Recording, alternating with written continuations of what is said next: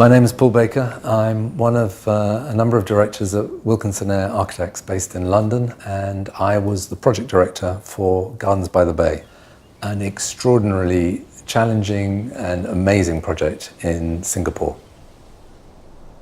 The project was to develop two cooled conservatories in the tropics, so two very sizable glass houses to accommodate a really extraordinary collection of plants that would never be able to grow in Singapore without an artificial environment.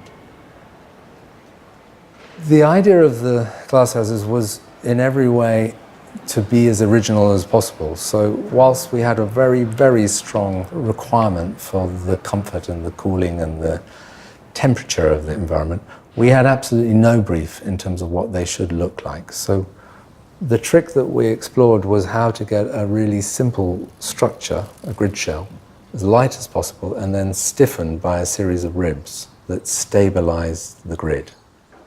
That allowed us to have this total clean internal view, and externally it generated quite a strong form to both of the biomes.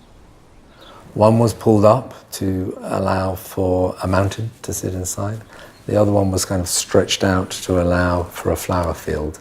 The flower field being in the Mediterranean, the mountain being in the cloud forest. As you come closer to the conservatories, you walk into a covered space to give you shade and shelter. Shelter from the sun and shelter most particularly from some of the very heavy rain that sometimes pours down.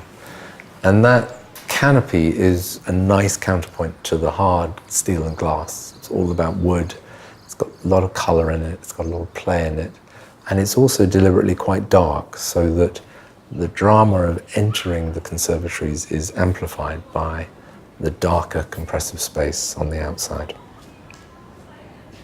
So for the Mediterranean biome, you come in through a deliberately compressed space where colour starts to be really strong.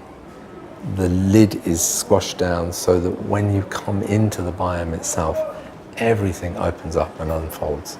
And we played some nice tricks in terms of encouraging the sight line to pull you into the space.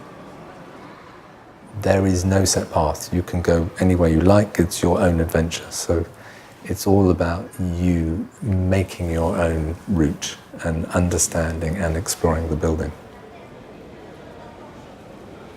The cloud forest is very different. It's an entirely prescriptive route. As you enter, again, you're coming from a more compressed, darker environment, and then you're completely assaulted by the cold, the wet of the waterfall, the real drama of moisture and noise.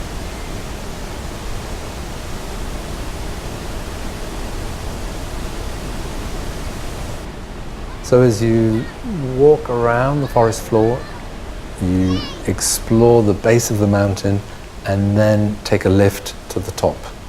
We felt that it was very important to do the last bit on foot, so you actually do climb to what we called the Lost World. That then allows you to do the descent in a really creative way. So we have a series of staircases, escalators, but most particularly a series of walkways that take you right out into the cloud forest with a whole range of different plants. So the story there is that at all the levels, you get a different horticultural experience. So both buildings have got a very different approach, and one of the things I really enjoy is that in themselves I think they're fun, but I think the combination of the two is part of the real pleasure because you get a real balance of experiences. One's cold and wet and much more excitable. You're kind of challenged more in terms of vertigo and the route. The other one is much softer, a really pleasant place to spend time because of the Mediterranean climate. There's a great restaurant. You can be a lot more relaxed there. The whole team's joy has been experiencing people having the experience. This building has got a pretty strong educational remit. It's got nice messages, but it's also an awful lot about fun. And families and people go there to have fun, but to also celebrate. So you see a lot of people who are going for wedding photographs or just a good family day out. The more travelled you are, the kind of more excited or more complacent you get about those sorts of experience. But being from Singapore and being very much in a very urban society, I think the real drama of a strong, although artificial, dramatic environment is quite exciting.